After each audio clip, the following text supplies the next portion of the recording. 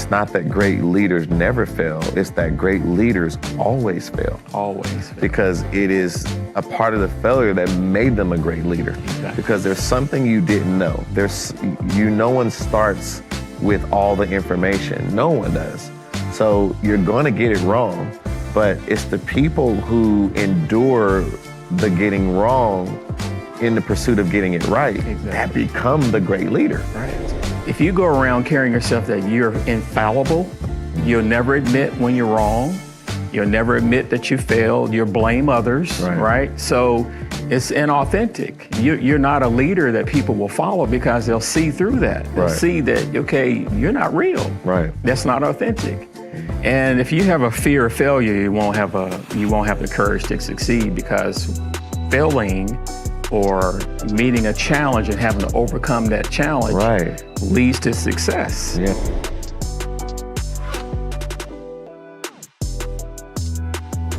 Have you ever wondered why there's some people who just seems like when they speak, when they make decisions, people want to actually follow them? And then there's other people that no matter how hard they try, it just seems like they can't command the respect. They just can't get other people to take action on what they say.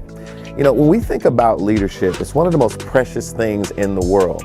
Whether you're in business, whether you're in sports, whether you're in the military, wherever you find yourself, people are in a situation where they actually want to follow something if they believe that that person they're following will lead them to something better, to an outcome that can actually lead to a result that they care about. Well, we're going to talk about today some of the lies that stop people from becoming the best leader. There's so many things that we hear about leadership, and simply it's just not leadership. So if we don't know what leadership is, how can we become a better leader? Well, today we're going to break some things down that sometimes is said, and we think that this is really true, and we think this is really what helps you become this thing called a better leader. But we're going to find out today why we should be careful at what we actually consider leadership, and how we can overcome those lies with truth about what it really takes to have influence and have people be willing to follow you because they actually know you're doing something that can create a better situation for them. So I want you to really take note of what you're about to hear, and I also have a special guest. Let me introduce you to it all. We are now going to go deeper into this topic of leadership. And listen, I just get excited because I know one of the most critical things that has helped me create success in business, in life, and almost anything that I've done is understanding the power of leadership. Well, I have a special guest with me here today in studio. And, you know, this is an actual individual that is not only a friend, but someone that I've leaned on in my businesses to fulfill some of the greatest roles we have. He's for many years been my chief financial officer, my corporate secretary, and I want you to get to know why not only has he been a great leader in my organization, but he's someone who comes from a background of a lot of leadership responsibility. I would like to introduce to you Mr. Darell W. Welcome, sir. Hello, sir. Great to be here with you today. It is great to have you. I know that, first and foremost, I'm just excited to have you on stage with me out of the office. I know this is different, but you are really here. It is time. Yes. So I want to allow people to get to know you a little bit as a person. So I talked about some of the roles you fulfill in the company, but let's step outside the company for a minute. And why don't you just say a little bit about, your journey, like where you're from, kind of lead me up into you ending up in the military, and then I want to talk about that and going into it a little deeper. But tell me a little bit about where you're from and kind of ended up in the military. Okay, well, I'm originally from Lexington, Kentucky, of all places. Wow, yeah. People, that's the response I get when I say that. Now, I used to have a supplier. I used to go working for Toyota. Exactly. They have a plant in Lexington. That's the first I heard of it. Right. So, but you grew up there. I grew up in horse country. Wow. Never rode a horse in my life. Yeah. That is horse country, yeah. It is, and so Toyota came later. When I graduated high school, there was no Toyota. There was really no industry factory jobs. So most of my peers, we all kind of migrated either to Atlanta, Chicago, some of the major cities for opportunity. For me, when I graduated high school, I took a different path. I really wanted to get my education. So I joined the military. I joined the Air Force. with the express purpose of the Air Force paying for my education. That was my whole goal. That was your whole goal. I see. So because they would, I mean, and to serve my country. Yeah. You got to put that in there. You got to put that in there. But they had a pretty good package where Absolutely. you could get all your education. Is there other health benefits, everything? There were so many benefits once I began to realize as a young person that I could take a journey, join the military, not really knowing where my destination may take me in life and where I may go, anywhere in the world, anywhere in the country. So that aspect was exciting, but really I stayed laser focused on once I got through any training they put me through, I wanted to make time to get my education. I wanted the GI Bill to pay for my education. Right. If I didn't do it while I was active duty, I was going to do it when I got out. But I was fortunate to do my undergraduate degree while serving active duty. Wow. And tell me a little bit about, because I'm a big proponent of leadership being more about environment than, just a skill that you can go take a training and become a leader. I feel like environment is what really shapes. I like to call it environment-based leadership. When you think about the environment that you went through in the military, no doubt there's some people who rise up and become better leaders, and there's some people who don't. Tell me some of the things you experienced and saw being in this environment as the military takes on this job of how to create an environment that creates a leader. Tell me a little bit about that experience. It's interesting that you kind of framed it that way about environment, and the military is I call it a laboratory for leadership, because from the moment you arrive at your basic training, I mean, it is such a cultural shock. I simply walked up to the person that was standing there to receive, and I thought it was going to be more like a reception. Yeah. And it became total control, command, stand here, stand at attention, and just begin to onboard you into the military with strict guidelines. And it was intentional. It was intentional to begin to make sure that you learn to follow. And so everything in the military, from the time you arrive at your basic training, they call it basic training. Right. And that basic training is all about making you a follower. Learn to follow. Learn the principles of followership before you're introduced to lead. Yeah. But it's an environment where everything you do is about leadership. There's obstacles that they intentionally put in your way. And it's, as a group, you have to figure things out. They don't appoint a leader. Right. So the leadership begins to rise within the group organically. Right. They put a group in a situation constantly to see what that group will do and who are the leaders that rise up. And so there's no room for politics. There's no room for, working against each other. Matter of fact, you're penalized for trying to outdo. Wow. You're penalized if you and I were giving a job and I shine and you didn't, I'm penalized. That is not a good attribute. Right. So it's a laboratory of putting you in situations where you learn to follow and ultimately you learn to lead. Yeah. I love that what you're talking, because I love talking about fellowship, because people don't realize that, for you to really become a better leader, you have to understand fellowship. Because if you want people to follow you but don't understand what following is, I mean, we even saw this with Jesus. He talked a lot about be followers of me, or come and follow me, but he was choosing leaders, right? So one thing share with me, you mentioned situations they put you in. Share with me one thing that you just hated doing, situations that they put you in that you like, I hated doing that, but we had to do it. Share what's something you had to do? Well, there's day-to-day environment, right, of leadership training, and then there's what we call field training. So they take you out to somewhere you're not familiar with, drop you off, and give you scenario after scenario. And these are scenarios that are simulating a war environment, right? Okay. And so there's things that, it's just like some of these shows you see, reality shows now, a lot of that was our training. Wow. And so there's no one appointed, any roles. They may give you a simple map of instructions, and you got to figure out how to get from point A to B and survive. Yeah, I've seen some of these reality shows where they just drop you off or give you a map and all that. You all really did that. Yes, and so I'm in this training environment, and I don't know what it was. Maybe it was a look on my face that it was something they felt that I could be the first person out the gate to be tested. Really? Right? So I was given a scenario, and to this day, I still don't know what this scenario was. And so I just began to kind of lean on my training, right? So that I didn't have to have all the answers. I had to be able to read the situation. And we had a saying, he that knows the rules, rules. And so I had to apply the rules. I had to read the situation. And I knew by that time who had what strengths and who had what abilities. And so in my scenario, it was very complicated.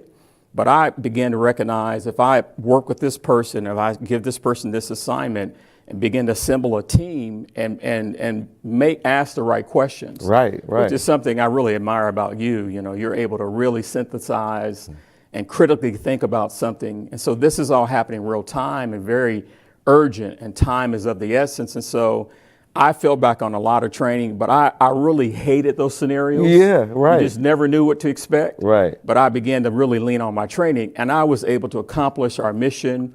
And I'll be honest with you, I didn't even know I still don't understand what the scenario was. Wow. But it was literally trying to just lean on those who had certain attributes, and they looked to me to agree and give a sign off, this is what we're going to do. And, when you're in a command role, whether it's training or whether it's real or whether it's a CEO in a company or in a leadership role, people will follow you if you're willing to listen, if you're willing to get all the information and be decisive about a direction. Yeah. And it may not be the right direction, but because you're decisive, and then you can quickly decide, maybe I need to pivot. And that decisiveness is what command is all about. Yeah, and you can learn from the decision. Exactly. But at least there was a decision, and you have a leadership scenario where people have clear guidance, they know what they're following. And I love what you're saying, because what you described is really the reality of, there's so many times we have to do things and we don't have all the instructions. We don't know exactly what the outcome is going to be. We don't even sometimes know the best thing to do, but we have to do something. Exactly. And so you were put in that situation. So I really love what you're sharing here. There's so many gems in that. And so when you think about your journey in the military, I know you arrived at the level and rank of a captain, right? And which is a great honor. And of course, we thank you for your service. But when you think about becoming a captain, tell me about these rankings, because these rankings, no doubt, they also use that as a form of recognition for leadership growth. And so we don't always get that maybe if we start a business or we're in a company. Sometimes, we have titles in business, but tell me about these rankings and how they work in the military in relation to leadership growth.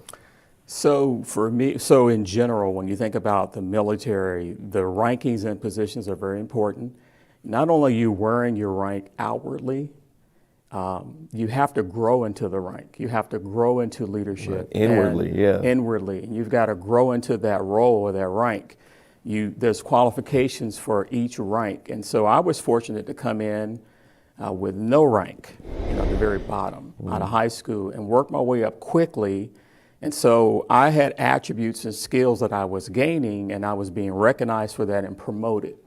And I promoted pretty quickly in the enlisted ranks. So I went from no rank, what we call Airman Basic, all the way up to Master Sergeant. I did it in 5 years, which is really not common. Wow. And because of that, I was thrust into leadership roles and more responsibility, more of leading people and leading and managing, overseeing operations. And so not only was I advancing in rank, going from Airman Basic all the way up to Master Sergeant in 5 years, I went from being in an intelligence career field, and I cross-trained in air traffic control, and I did that while I was an enlisted member. And so I had someone mentor me, saw the potential in me, and began to talk to me about, have you considered about being an officer? Wow. And so, when I came in again, my mind was focused on education. I had completed my undergraduate degree, had been promoted to Master Sergeant. And the next opportunity for me was I could have stayed in the enlisted ranks and went from Master Sergeant to Senior Master Sergeant, and then the highest is Chief Master Sergeant. Okay. And so when you're enlisted, you kind of honor that tradition. But for me, I did see a bigger opportunity to move where my family was in California and be promoted to the rank of officer. Okay. And so officers oversee and manage the enlisted force. Okay. The enlisted force are really the ones that actually carry out the commands, a lot of skill and talent. And so I got promoted to the officer's rank. So you went into another area that actually oversees the area you were in. Exactly. Ah, wow. Yes, sir. And so I got promoted to being a second lieutenant. And so I went from intelligence career field to air traffic control. Now, when I crossed over into becoming an officer, not only did I move physically to California, but now I'm in this arena of financial management. And so I became a financial analyst at one of the largest Air Force bases in California, really the largest Air Force base in the continental United States is Travis Air Force Base. Right, yeah. Has a huge airlift mission. And so I was immediately thrust into a situation upon arrival. I had the misfortune, I say the misfortune, for me it was fortunate, but it was a misfortunate situation. Upon my arrival, my commander was fired, was relieved of duty. Wow. And with every leader, there's a defining moment of leadership. There's a defining moment. And for me, my defining moment was being thrust into relieving my commanding officer. And I'm a second lieutenant, and he's a lieutenant colonel. And so our central command had to fill that position immediately, and they had me fill that position. Wow. And so now as a second lieutenant, brand new in the officers' ranks, I'm leading a squadron as a second lieutenant. Right. And I'm going before the base commander, who's a 4-star general. I'm briefing about the budget, about financial analysis, the whole entire mission of that base financially. And I was thrust in that situation, but I was really prepared for the moment. Right. And it was a defining moment for me. And I would say I learned so much about myself. I had many things where I could say, I can't do this. Right. But the training I experienced, and I would say, the exposure that I had, the environments that I've been in, had really prepared me for that moment. That is powerful. And you know, as you said, there's these moments. I even talk about that in your RCO about the CEO moment. Like it's a leadership moment. It's a defining moment where you have to make a decision.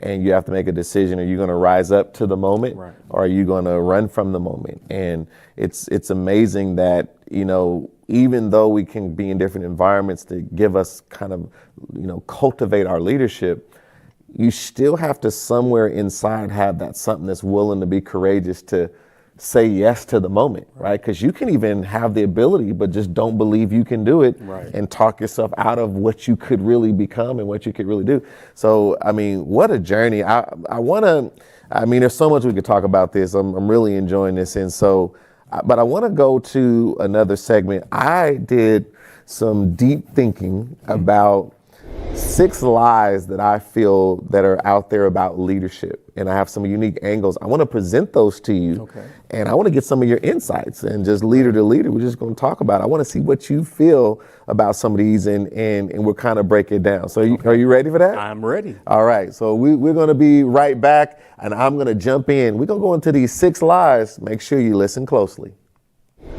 All right, you all, we are back, and we are going to talk about these 6 lies that I want you to consider about leadership. Now, I'm here with a leader of leaders over here, and I want to get some of his insights. So, Derell, this is going to be me and you, and what I'm going to do, I've jotted some notes down here on my phone. I actually have to take my glasses off to read closely now, so something has happened. But anyway, I'm going to read what I wrote, and I want you to tell me just what you think about it. Okay? So this is the first lie. Okay? The first lie is that leaders always have all the answers. And the analogy I use is like, take a ship captain that is just navigating solely by memory, right? Ignores the maps, ignores his input of his crew. Just, even though the captain has this deep experience, the sea is unpredictable. So saying I'm going to do everything by memory because, I have all the answers basically, right? I don't need to rely on any insights, no instruments, no data. I can go by what's within me, right? So the danger in this is this person now saying that because I have the answers, I don't need to seek them from anyone else.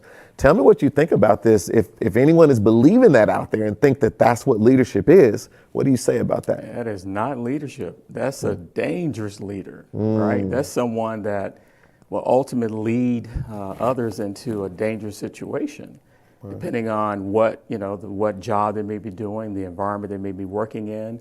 But anyone that thinks that they possess all the answers and can't work and collaboratively work with others to arrive at the best decision. And again, I think that's what I admire about you is the ability to ask the right questions, think critically, and arrive at the solution. Just knowing, hearing from those that maybe support you, hearing the insights and empowering them to speak. Right. Empowering them to say, okay, you have to believe in your ability to contribute to this opportunity or situation. And by by empowering others to speak up, and then you're being able to synthesize, I use that word synthesize, because there's a lot of information. It could be a lot of critical information that a timely decision has to be made. But if anyone feels that they have all the answers, that's a foolish, unwise situation. And really, when you think about it, and thank you for the compliments, by the way, and I think, it's such a burden to feel like you have to have all the answers. You know what I mean? Like, it's to think that that's leadership is not only a lie, but it's a burden. It's a burden that is almost unbelievable to carry because there's so many ways to go wrong. Right. And without the help of others, you just put some unnecessary strain on yourself. Exactly. Yeah. So let's go to lie number two. Lie number two. So leadership is about being in control. Being in control. So my analogy for this one is like, thinking of like a gardener that's trying to control how fast each plant grows. Right? And by constantly adjusting the water or sunlight or the fertilizer or, not giving the plant its freedom to go through the rhythm it's supposed to go through for it to grow and be a healthy plant, some people think that this is leadership. So they hover over everything and try to control everything. And they feel like if they don't do that, they're not leading. So what do you think about this lie? I have to laugh at that because leadership absolutely is not control. Leadership, and I use the word command, people can misinterpret certain words. Yeah. Like command, people think control. Right. You're not controlling. You're trying to control an outcome. Right. But you can't control everything that is going into that. That's good. And so command has a lot to do with decisiveness. It has a lot to do with, arriving at a decision and things that are out of your control. You got to recognize what's out of your control and then allow others to input to that decision. Leadership comes down to a lot about decision making. Right. A lot about decision making, being collaborative. If you have to be the last person making that decision, you want to make sure that you have really gathered all the information that you need to arrive at that. Yeah. And there is a right way to making decisions. Yeah, and I love what you're saying about controlling the outcome. That is so important. And when you understand to lead by outcomes versus by trying to control every person, not only do you end up with more success at getting to the outcome, you end up with a team that feels a part of the outcome, which is so important. So I love that. Now let's go to lie number three.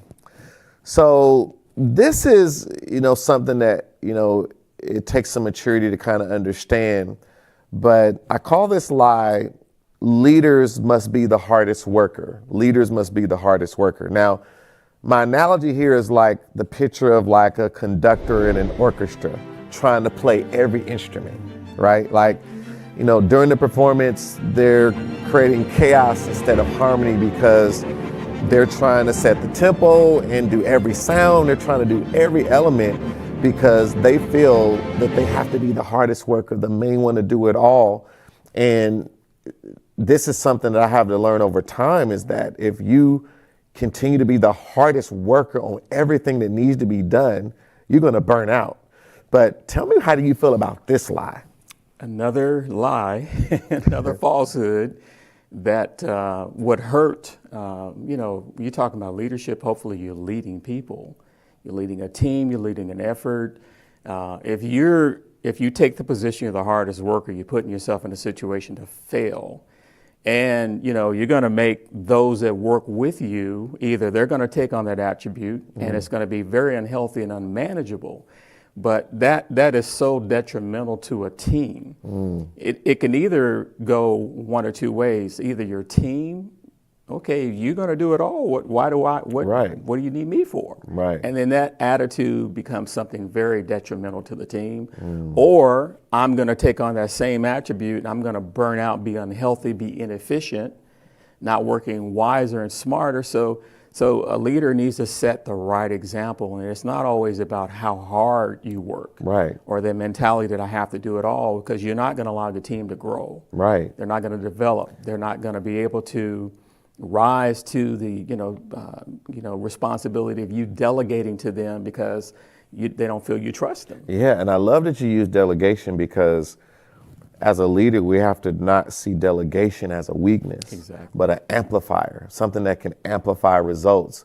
When I am able to delegate things to other people, I'm actually amplifying my success. I'm amplifying my ability to get to a result faster or even better. Right. Right. So very, very powerful what you mentioned there. And you can see why good leaders always delegate in some form or fashion. So yeah, go ahead. I was going to say with that, and people, there's a distinction between delegation and accountability. A leader never delegates accountability. That's good. You can't do it all, so you have to delegate. And in delegating, you are actually empowering, you're training, and you're fostering something in your team that's very strong. Right. In your absence, the greatest measure of success as a leader, and you share this with us and remind your team all the time, if you were to step away, what would happen? Yeah. Right?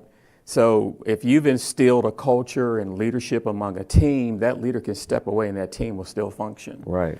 And that's the greatest measure of leadership. You've shown the ability to instill that in others and they can carry that on. Right. And if you never delegate, that'll never grow.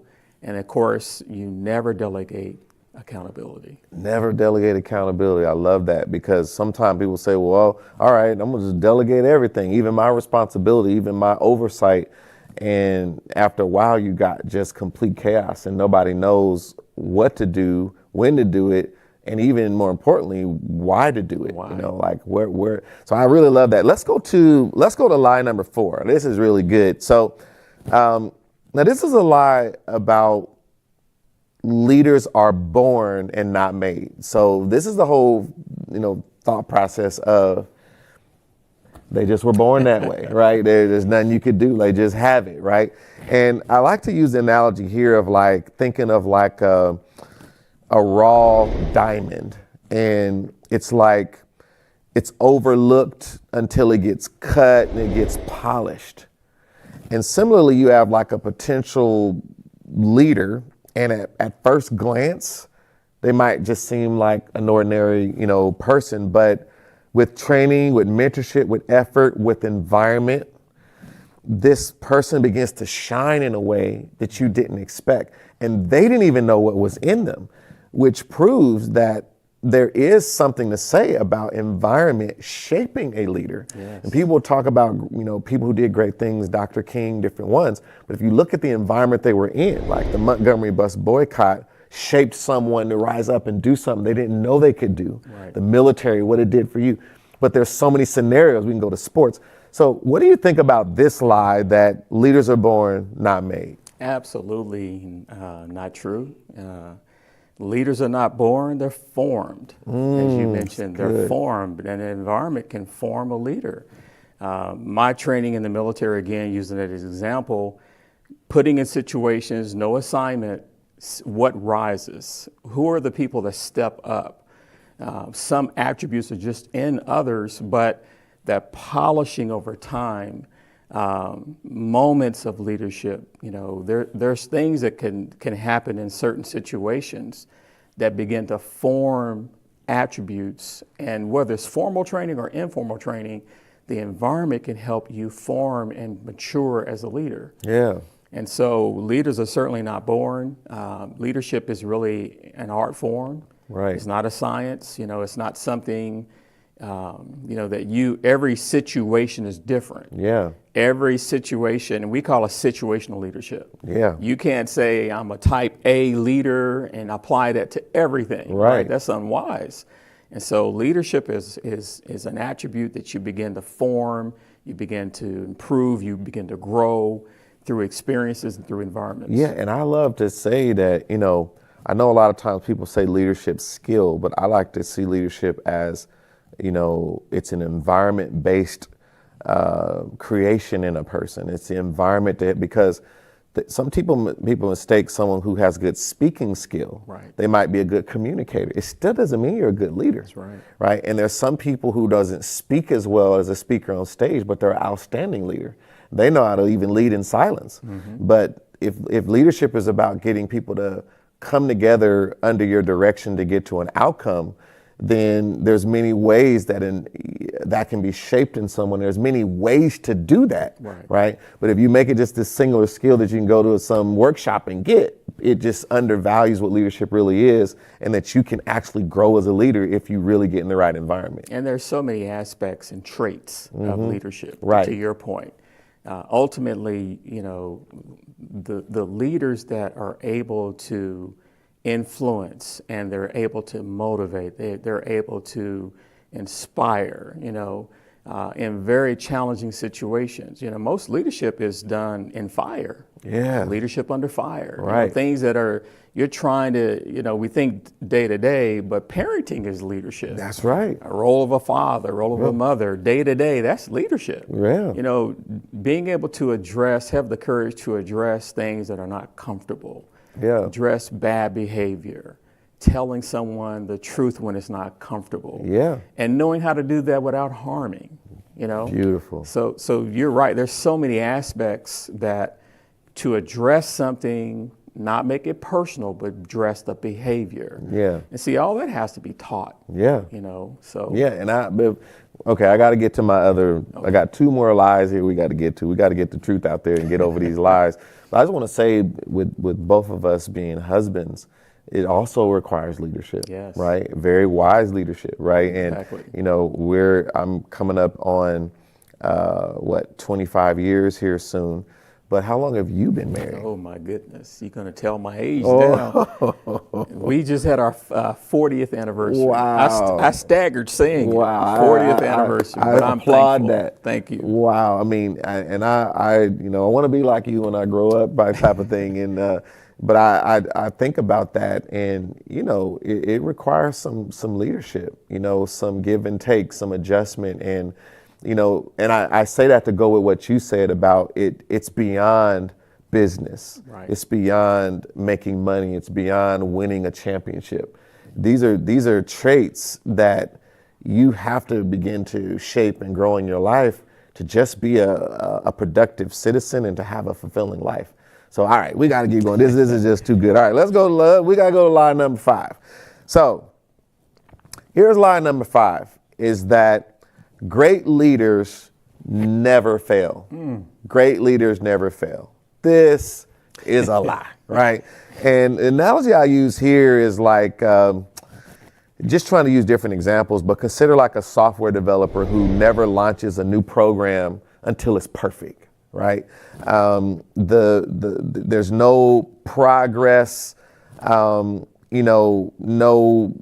innovation because they feel like the product is never good enough and they don't want to fail so much that they don't even get in the game to make it better and get in the mix and actually see what it could be. What do you say about this lie that if you're a great leader, you never fail? Oh, that I would say that's one of the most profound lies there is, because I would say one of the greatest things, the best learning experience, I'll put it that way.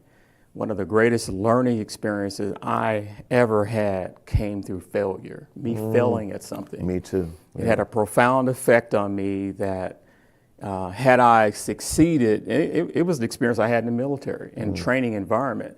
And I had a complete failure, and it was the first time I ever experienced it. So it set me back, but it created such an inspiration into me to want to know what happened, why, how did I get to that outcome, and to improve. And so my mindset didn't stay on the failure, but it began to motivate me to how to succeed at that if I had another chance to do it again. Right. And so that experience, to this day, I remember that failure, what it felt like. But I also saw it does shape your character too, because if you go around carrying yourself that you're infallible, you'll never admit when you're wrong, you'll never admit that you failed, you'll blame others, right? So it's inauthentic. You're not a leader that people will follow, because they'll see through that. They'll see that, okay, you're not real. Right. That's not authentic.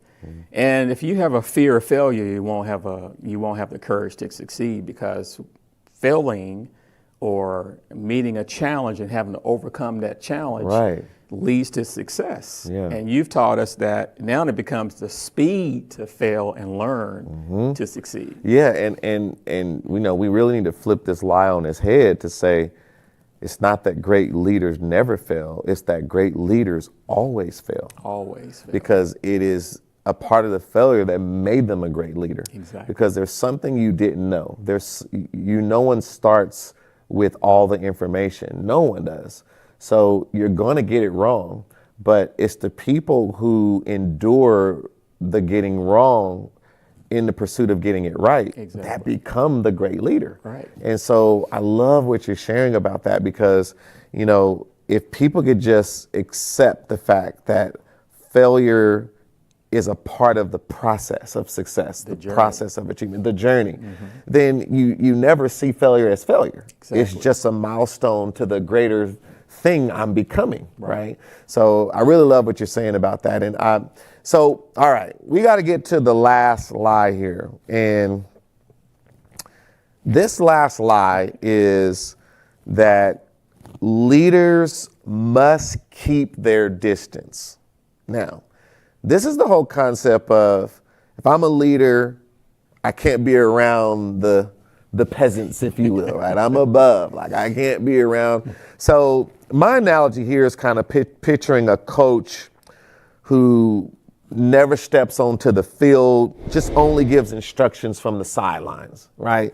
While the coach might have authority in different things, the players can't fully trust them, because they just feel like you never get into the game and show us that you're a part, you know, of the process. You don't engage the team. That doesn't mean you have to be as good as the team, but if you're so distant that people don't understand that you're in the same journey or fight or struggle as they are, this is not good leadership. Tell me a little bit why. That's very important. I had a commander who led by email. He did everything through email. Yeah. You know, there was no one-on-one interpersonal relationship. There was no one-on-one discussions. You know, you really couldn't relate to him.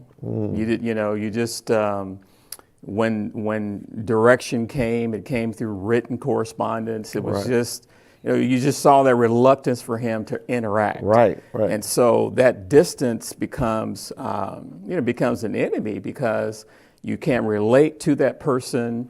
When situations require, I may be going through something personal, they can't sense that, because there's no relationship. Right. And because there's no relationship, there's no communication. And so you can't really inspire and lead people unless you can connect with them. And when you can connect people, they know you care, they're willing to come to you in time of need, in time of help.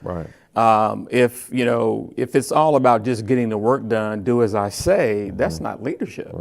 You know, you've got to care about the person, you got to care about the whole person. that's going to drive them to know that this person cares about me. Right. And I'm willing to go the extra mile. I'm willing to really follow and support this leader because they care about me. And it's not just transactional. Right. And so I think that's real authentic too. And we've seen leaders like that don't have that ability to connect with those that work with them. And, it just deteriorates anything. Yeah. In terms of working together. Absolutely. And it makes me think about this kind of just in closing out these 6 lies.